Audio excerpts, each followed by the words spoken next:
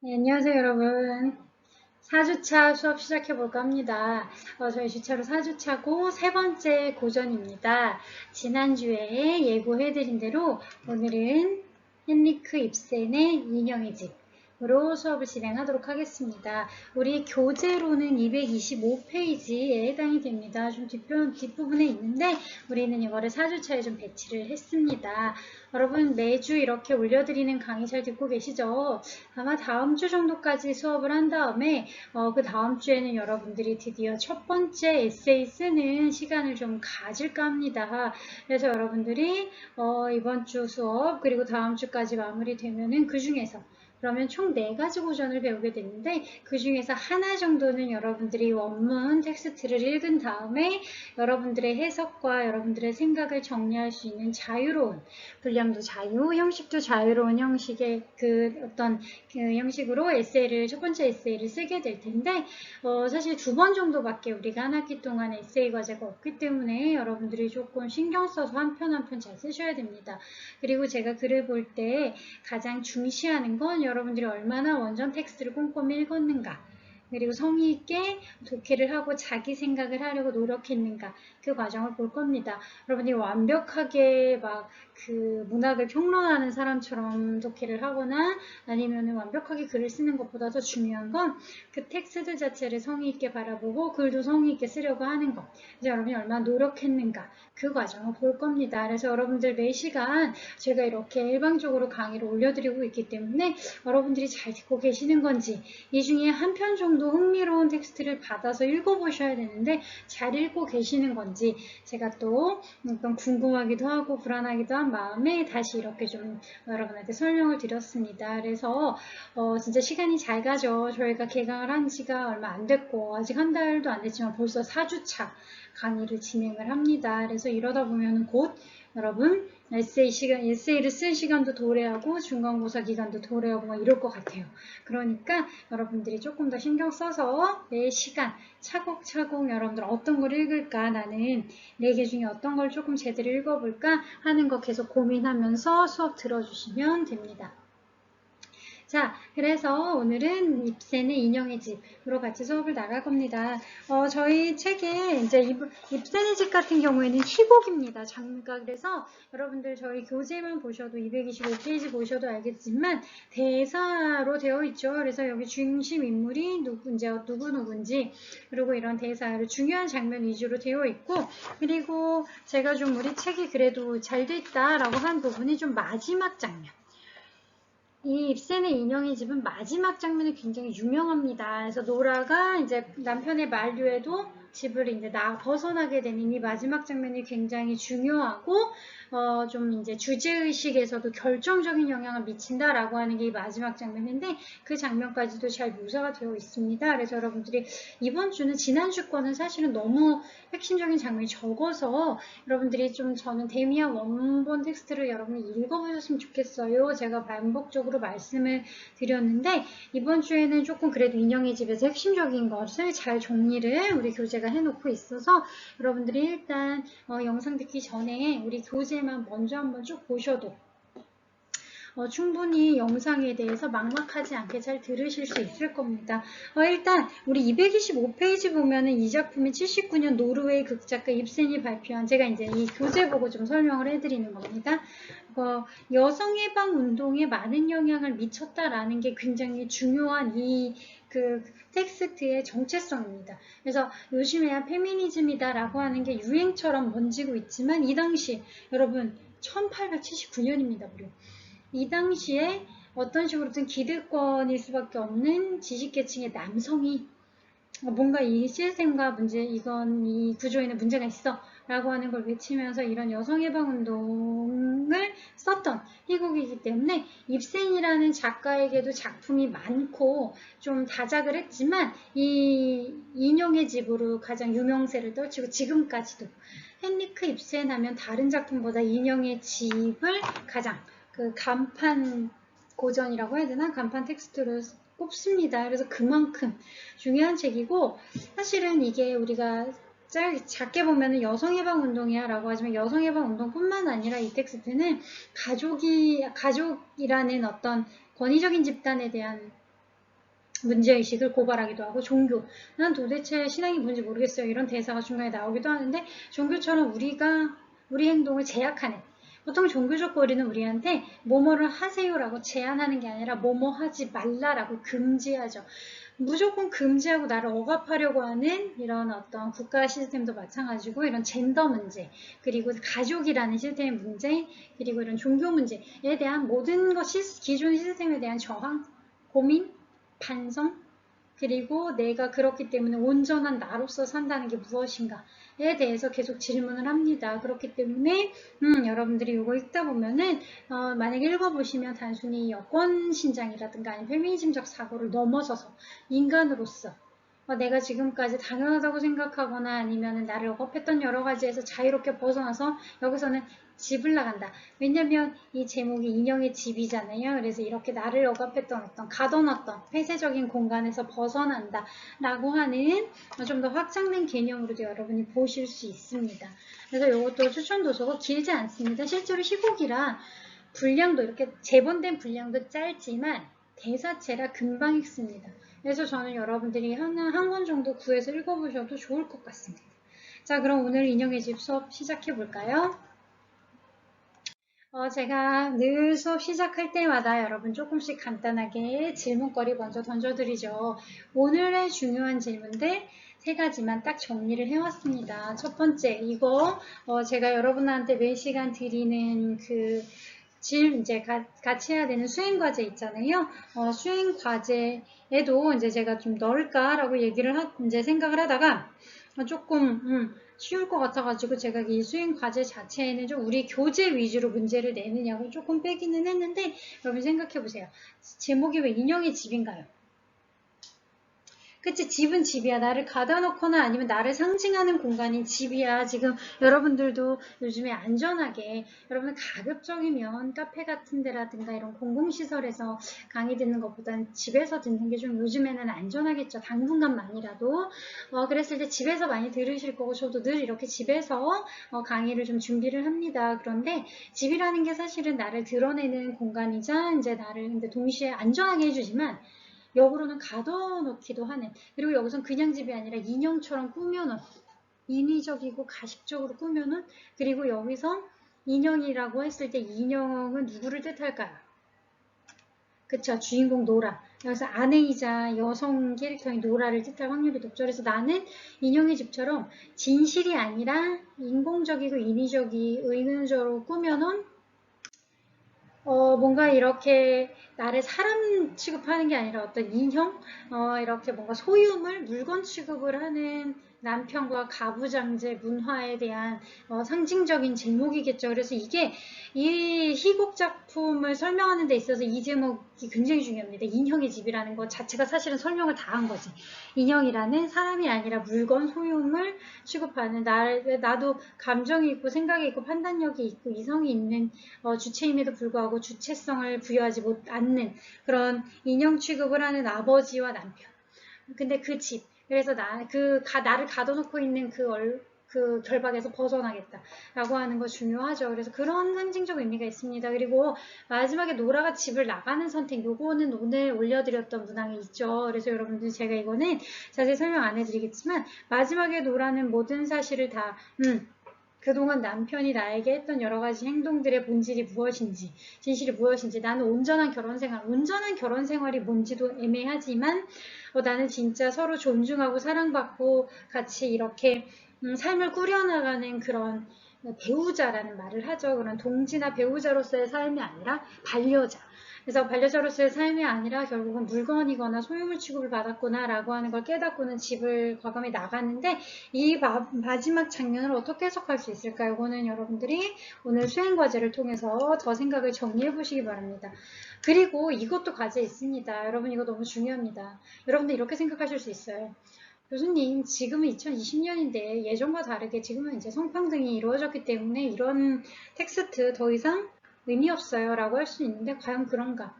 이건 꼭 젠더만의 문제는 아니다 라고 제가 앞 페이지에서 오늘 수업 시작하면서 말씀드렸던 것처럼 정말 나를 억압하거나 나를 정말 뭔가 인형이라든가 도구라든가 대상 취급하는 게 이 세상에 정말 없는가? 온전히 이 세상에서는 내가 주체적으로 나만의 삶을 살 수 있도록 모든 자유 아니면은 그런 게 확보되었는가? 아니면 그냥 젠더 문제로 보셔도 됩니다. 지금 이 수업을 듣고 있는 학생들 중에서 남학생, 여학생 다 있으시겠지만 정말로 우리가 동등하다라고 당당히 얘기할 수 있을 만큼 상황이 많이 달라졌는가? 여러분들이 그래서 제가 오늘 올려드린 문제 중에 5번에 1800년대 후반이죠. 이 후반과 현재 여성들의 삶을 비교해보고 실제 사례를 들으셔도 되고 아니면 여러분들이 그냥 정리하셔도 되는데 비슷한 점과 달라진 점이 있으면 한번 써보자. 여러분들 이거 생각 정리해서 한번 써보시면 됩니다.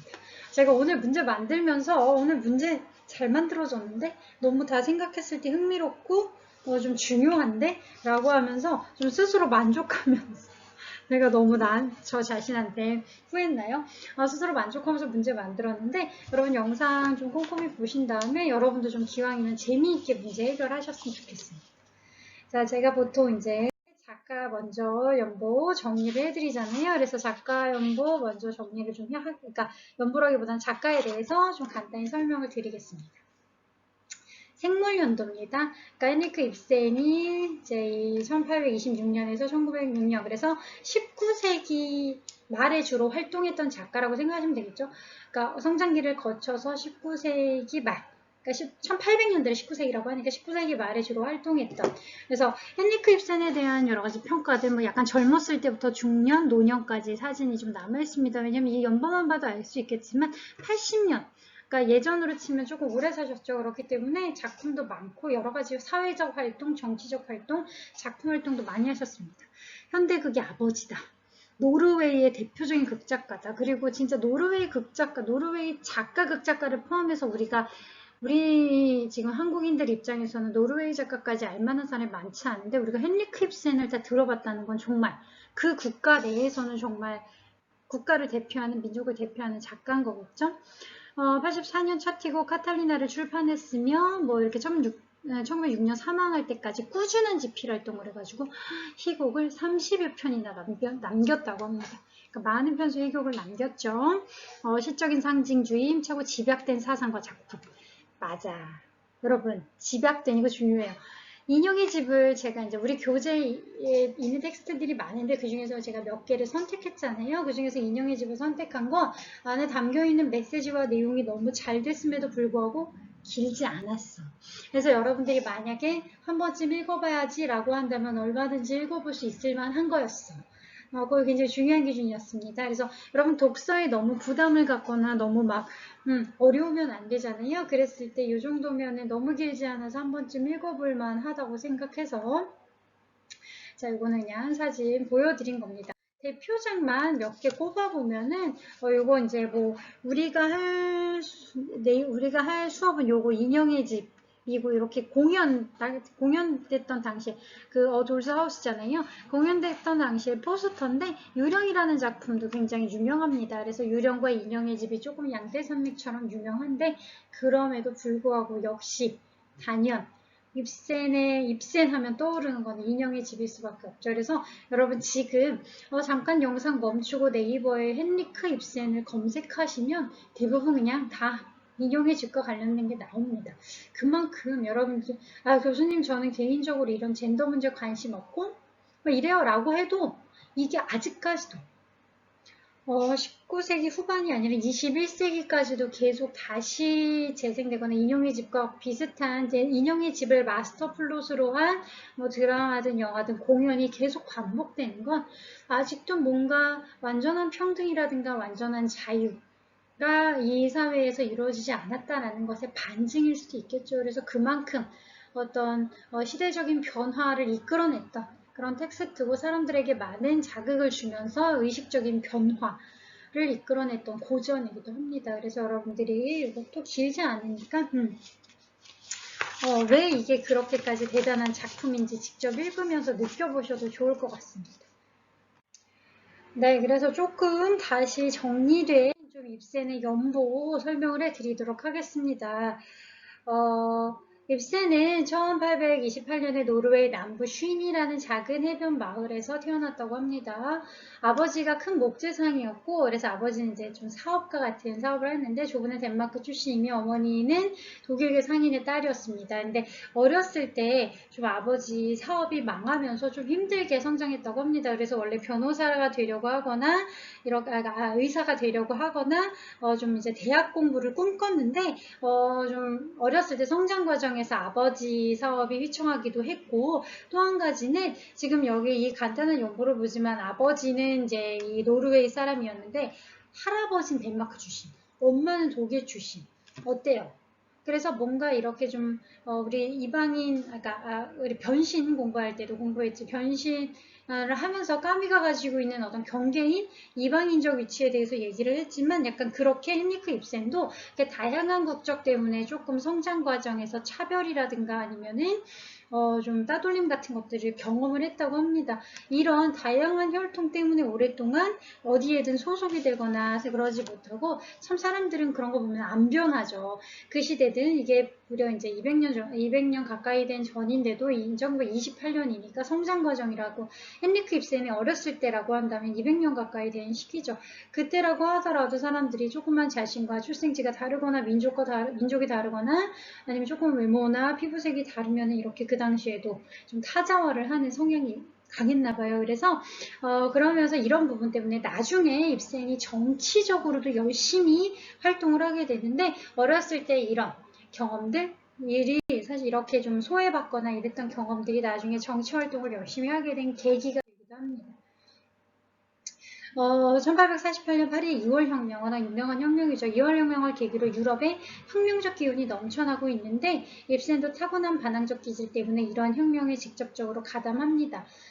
사실 우리가 나중에 그 장발장 이야기와 관련된 거, 그래서 그거를 이제 한 편쯤 나중에 보게 될 텐데 그때도 사실 이 프랑스 혁명과 관련된 배경 서사가 나오잖아요. 그래서 여러분들이 나중에 이거는 이제 후반기에 공부를 같이 하면서 다시 시대적인 어떤 좀 공감대가 형성이 됩니다. 이때 사람들이 유럽 전역에 이게 프랑스 혁명이 프랑스에만 영향을 준 게 아니라 여기 이제 헨리크 입센이 있었던 노르웨이라든가 덴마크라든가 이런 데 전반적으로 영향을 다 주잖아요.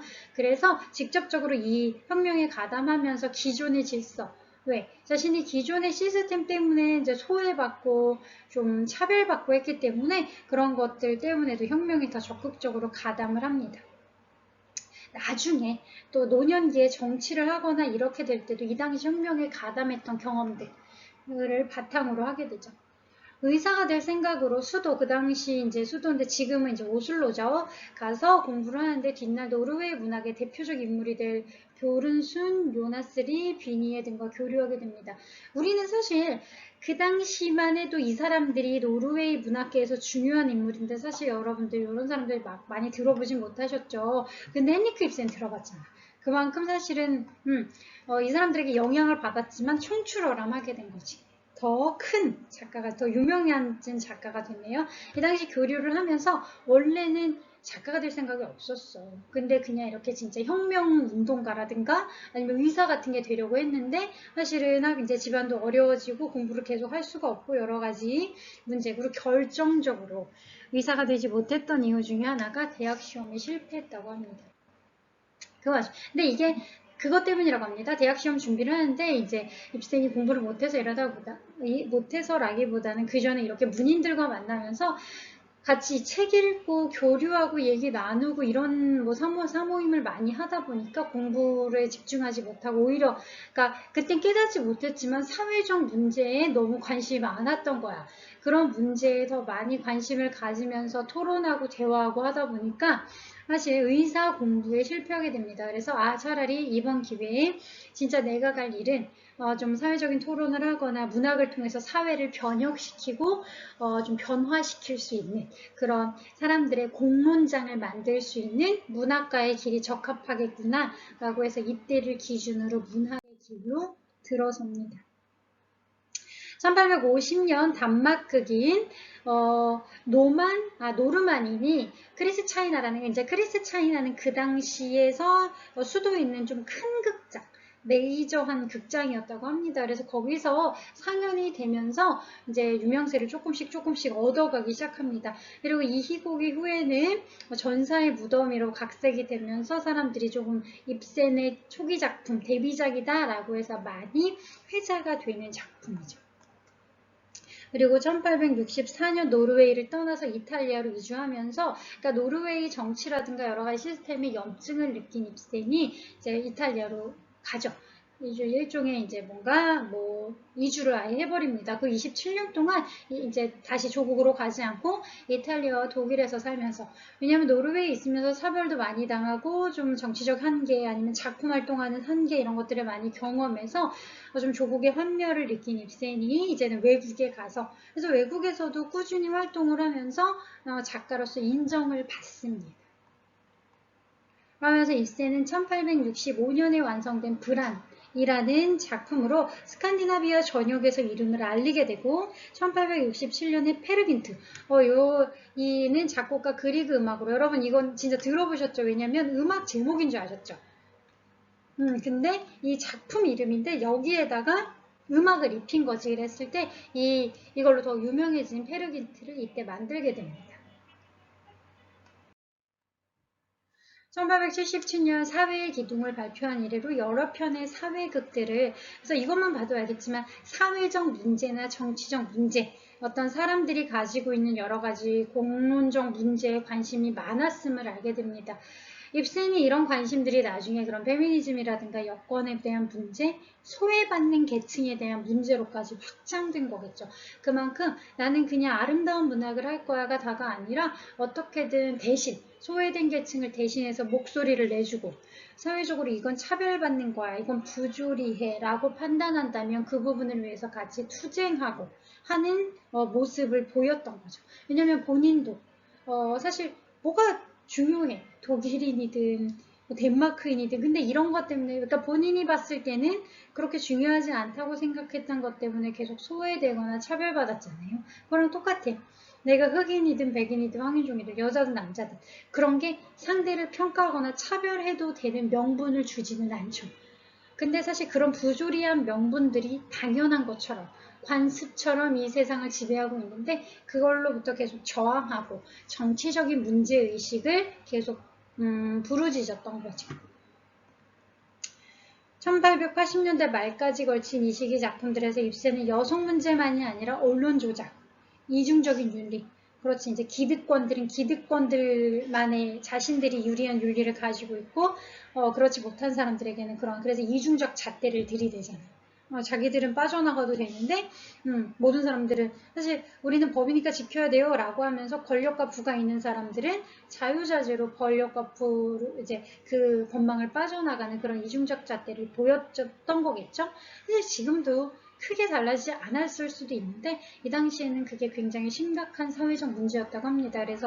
그리고 사회와 개인의 갈등, 이런 여러 가지 문제. 그래서 입센은 단순히 여성 문제뿐만 아니라 이런 여러 가지 사회적 문제를 관심을 가지고 이런 걸 문학에 녹여냈습니다. 그렇죠. 그리고 특히 이제 우리가 같이 수업 시간에 배울 이 인형의 집은 남성 중심 사회에서 자아를 발견하려는 노라라는 인물을 등장시켜서, 이 노라는 지금도 여러분 다른 드라마라든가 영화 이런 데서 노라라는 단어를 차용한 이런 이 노라라는 캐릭터 자체가 그 인형의 집보다 더 유명한 노라라는 이 캐릭터 이름이 워낙 유명해서 좀 나중에도 많이 회자가 됩니다. 그래서 등장시켜 지금이야. 그리고 그 이제 20세기를 거쳐서 지금까지는 이건 페미니즘 영화야, 페미니즘 문학이야 라고 할 만한 게 많지만, 이 당시에는 거의 없었을 때, 그래서 아무도 가지 않은 길을 새로 가거나 남들이 사실은 질타하거나 손가락질할 수 있는데도 용감하게, 내가 또 남성이고 작가고 지식인임에도 불구하고 나는 여건에 대해서 한번 보겠어 라고 했던 그런 어떤 그 용기와 시도가 굉장히 눈에 띄는 작품인 거죠. 그래서 최초라는 이름을 다는 게 생각보다 쉽지 않은데 최초의 페미니즘 희곡으로 평가받습니다. 자, 그래서 이제는 여러분들이 약간 이제 입센이 어떤 과정을 통해서 이런 작품을 만들었는지, 그리고 단순히 페미니즘과 어떤 젠더 문제뿐만 아니라 부조리한 여러 가지 사회 문제에 이렇게 관심이 많았고 그것을 좀 얘기하기 위해서 노력했던 작가구나. 그래서 평생 사회운동과 투쟁, 그리고 정치적 목소리를 내는 것에 두려워하지 않았던 작가구나. 이렇게 배경을 이해하다 보면은 인형의 집이라는 것을 우리가 좀 해석하거나 공부할 때 훨씬 더 도움이 되겠죠. 자, 그러면 인형의 집에 대해서 이제는 여러분들이 이제 입센은 이런 작가였구나 라고 이해를 하시면 인형의 집에 대해서 좀 더 설명을 해드리도록 하겠습니다. 좀 개괄적으로 대표작이자 1879년 작품입니다. 이것도 정말 140년 전 작품이네요. 그 해에 코펜하겐 왕립극장에서 초연되어 작가의 이름은 세계적으로, 그렇죠. 이제 그 전까지만 해도 그 국내에서는 유명했지만 세계적으로 사실은 이게 인형의 집 자체가 이슈가 되면서 그냥 그 노르웨이라든가 아니면은 그 코펜하겐뿐만 아니라 세계적인 작가로서의 명성을 얻게 됩니다. 그래서 미국이든 아니면 이렇게 그러니까 여기 있는 뭐 동아시아든 이런 여러 나라에서도 노라라는 여성이 다음 것도 띄워놓고 얘기를 해야겠네요. 노라라는 여성이 신여성의 대표가 됐습니다. 여러분, 우리나라에서도 이 당시에 1879년이고 좀 19세기 초, 여러분 그 구한말이라고도 하고 구한말부터 구한말을 지나서 이제 뭔가 그 개화기를 지나서 일제시대까지 우리나라에서도 한국에서도 그러니까 이게 멀리 이렇게 돌아서 한국에까지 한국의 여성들에게도 이 노라라는 여성과 인형의 집이 이슈였다고 합니다. 그 당시 지금으로부터 한 100년 전이죠. 우리나라로 치면은 그 당시에도 사람들이 헨리크 입센에 이런 작품이 있대라고 하면서 당시에 사실 여성들이 한국의 여성들은 이중적 수탈을 겪고 있었죠. 사실 우리나라는 식민지의 수탈을 겪고 있었지만 여성들은 식민지 수탈 플러스 남성에게 수탈을 겪고 있었던, 그래서 정말 참담하고 끔찍했던 역사도 많잖아요. 여성의 입장에서는 뭐 여성이라는 이유만으로 감당해야 됐던 참담함들, 우리가 아직도 그 역사적인 잔재가 해결되지 않고 남아있는 게 많은데, 그런 것처럼 이 이중적 수탈을 겪었던 여성들에게 이 헨리크 입센의 인형의 집이라는 텍스트가 얼마나 매력적이면서 위안이 됐겠어요. 맞아, 여자라는 이유가 누군가의 소유의 대상이 되거나 아니면 이렇게 인형이 되리라는, 그러니까 그런 명분이 성립하지는 않잖아 라는 그 어떤 여성들의 좀 그 의식적인 전환에 결정적인 영향을 줍니다. 그래서 한국에도 영향을 줄 만큼 이게 얼마나 이렇게 그 당시에 식민지 한국에도 영향을 주었을 만큼 전 세계적으로 얼마나 이슈화가 됐는지 알 수 있는 부분이죠. 그래서 각처에서 여러분이 진짜 문학작품 하나가, 우리가 제가 지난주도 말씀드렸지만 왜 고전이 고전인가 라고 한다면 여러분, 오래돼서 고전이 아닌 거죠. 때로는 문학작품 하나가 인류가 몇천 년 동안 유지되어 여자는 이래야 돼 라고 했던 어떤 젠더적 서열화를, 문제의식을 가지고 바꾸게 되는 촉매 역할을 하기도 합니다.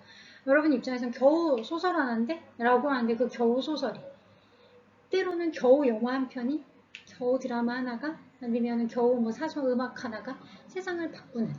그래서 사실 우리 인간의 역사는 여러분이 봤을 때 뭐 전쟁, 과학기술 뭐 이런 것들이 바꿀 수도 있지만 결정적으로 인간의 의식은 이런 고전이라든가 텍스트들이 바꾸기도 하는 거죠. 그래서 사실 우리가 고전을 읽어야 되는 이유는 우리의 직업이 무엇이든 간에 우리가 다 인간인 이상, 인간으로서 어떻게 인간과 소통하고 어떻게 인간을 이해하고 설득할 수 있는가에 대한 정답이 있는 거죠. 여러분, 인간을 설득하지 않으면 당연히 내가 원하는 걸 얻을 수 없습니다. 왜냐하면 우리는 인간 속에 살고 있기 때문에. 그렇다면 어떻게 인간의 본질이 무엇인가를 이런 고전들을 통해서 우리가 학습하고 배워가는 거겠죠. 이 짧은 희곡 작품 하나가 전 세계적으로 여성해방운동, 그래서 정말 몇천 년? 뭐 진짜 몇천 년이 맞죠. 몇천 년 동안 계속되어 온 여자는 이래야 돼, 여자는 이제 어떤 남성과 젠더적인 서열화가 명백했는데 그 문제에 불씨를 안기는 거죠. 입센의 가장 뛰어난 대표작인 물론 세계 근대극, 그러니까 입센 작품 중에서만 대표작인 게 아니라 그냥 근대 문학 중에서도 가장 대표작으로 꼽으라면 입센의 그 인형의 집을 꼽습니다. 그래서 그냥 입센을 포함한 전 세계적인 희곡 중에서 근대 희곡 중에서 하나 이제 몇 개를 뽑아라 라고 하면 인형의 집은 그만큼 대표적인 작품인 거죠. 여러분 그래도 우리 교재에 이렇게 좋은 작품이 실려 있어서 이 덕분에 인형의 집을 같이 공부하게 되네요. 한국에서는 1925년 그렇죠. 100년 전이죠. 조선배우학교에서 맨 처음 공연되면서 이 공연을 통해서 그 당시 조선의 여성들 정말 얼마나 참담했겠습니까? 여성의 삶이라는 게 그 당시에 이제 가난한 데다가 어떤 남성에 의해서 뭐 교환되거나 매매되거나 이런 가치로 존재를 하고 또 거기에다가 일제라는 식민지의 수탈, 성적 수탈까지 받는 이런 참담한 현상 속에서 이 희곡이 얼마나 큰 위안이 되면서 힘이 됐겠습니까? 그래서 그렇게 처음 공연되면서 이슈가 됩니다. 그래서 이 희곡이 워낙 이슈가 많이 되다 보니까 노라이즘이라는 우리가 이즘은 하나의 사회적인 이슈, 뭐 리얼리즘, 모더니즘 아니면 무슨 이즘이라는 말이 들어가면 사회적인 이슈를 얘기하잖아요. 그래서 사람들이 자발적인 반향들 막 우르르 자발적으로 이렇게 하나의 이슈가 되거나 이야기거리를 만들어낸 이제 그런 것들을 우리가 이즘이다라는 이름을 붙이는데 노라이즘이라는 말은 이미 생겨날 만큼 그러니까 그 등장인물의 이름 하나를 가지고 사회적인 이슈나 사회운동이죠. 이즘은 이게 생겨날 만큼 이 당시 얼마나 큰 이슈였는지 남녀 불평등의 인습에 반항하면서 인간으로서의 여성 그러니까 나는 여자가 아니라 여자 이전의 인간이야 라고 하는 것들 이제 여성의 지위를 확립하고자 하는 주의 또는 그런 운동이라는 노라이즘을 촉발합니다. 정말 그 문학작품 하나가 대단한 역할을 하죠. 그래서 이 이름이 노라에서 그래서 사실 지금으로 치면 페미니즘과 유사한 용어라고 생각하시면 됩니다. 여성의 인권과 아니면 나의 어떤 동등한 권리를 추구하겠다라고 하는 노라이즘.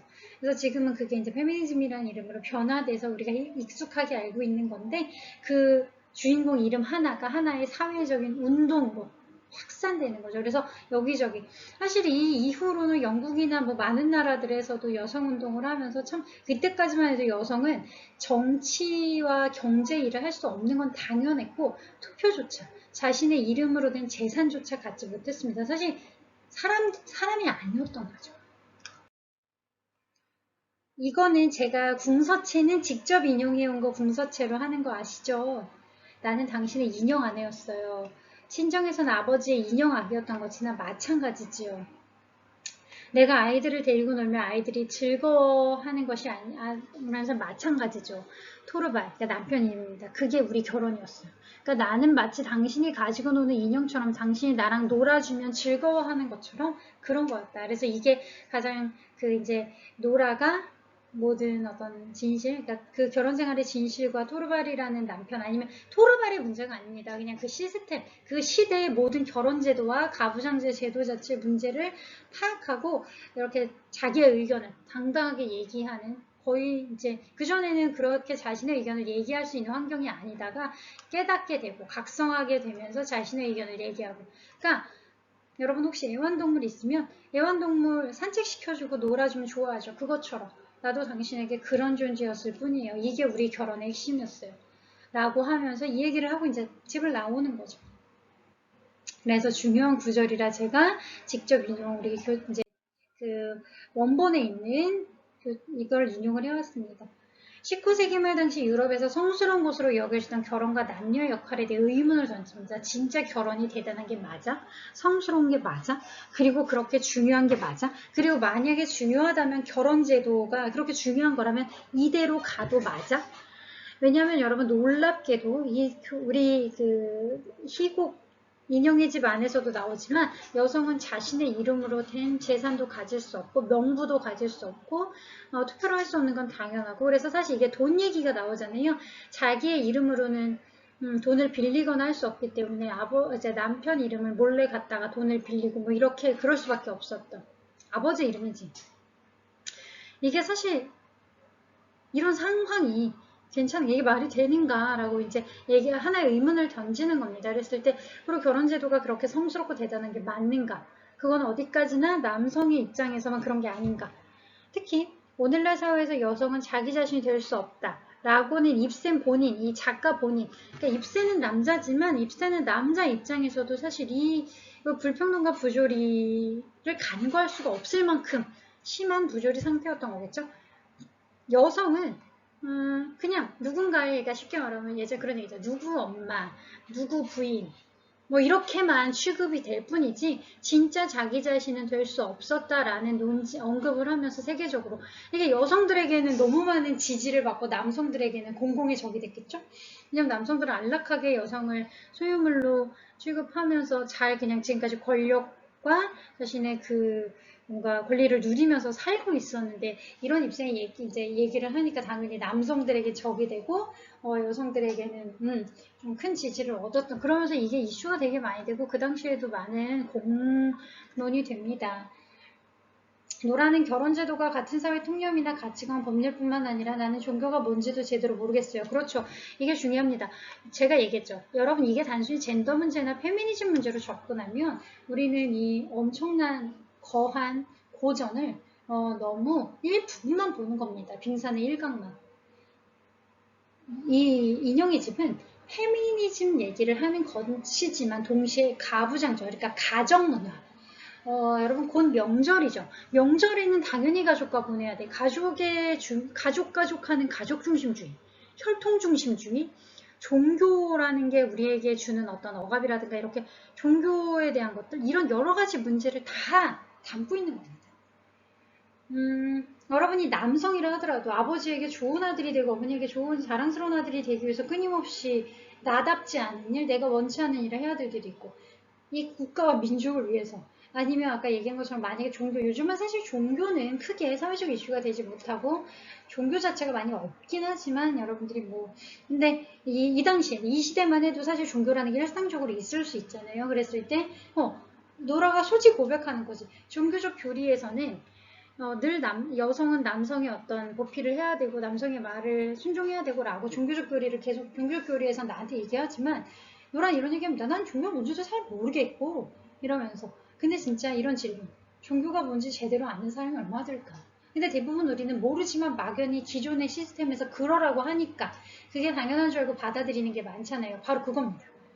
기존의 시스템에서 당연하다고 했던 것들의 질문을 던지고 진짜 내가 누구인지를 찾아가는 그래서 사회적인 변화는 그 저항으로부터 나오는데 그래서 노라이즘은 단순히 여권 해방을 떠나서 모든 인간으로서 이제 기존의 악습과 관습 제도로부터 벗어날 수 있도록 질문을 하는 그런 텍스트인 거죠. 그래서 우리는 이걸 조금 넓게 볼 수 있습니다. 단지 페미니즘을 포함하지만 그 이상의 다양한 메시지와 다양한 가치 해석이 가능한 거죠. 자, 그래서 노라이즘까지 지금 설명을 해드렸는데 좀 이어서 다음 이제 구체적으로 좀 인형의 집에 대한 분석은 두 번째 영상에서 계속 이어서 하도록 하겠습니다. 그래서 여러분 잠깐 쉬었다가 보셔도 되고 바로 이어서 보셔도 됩니다. 그러면 여러분 두 번째 영상 계속 공부 진행을 하도록 할게요.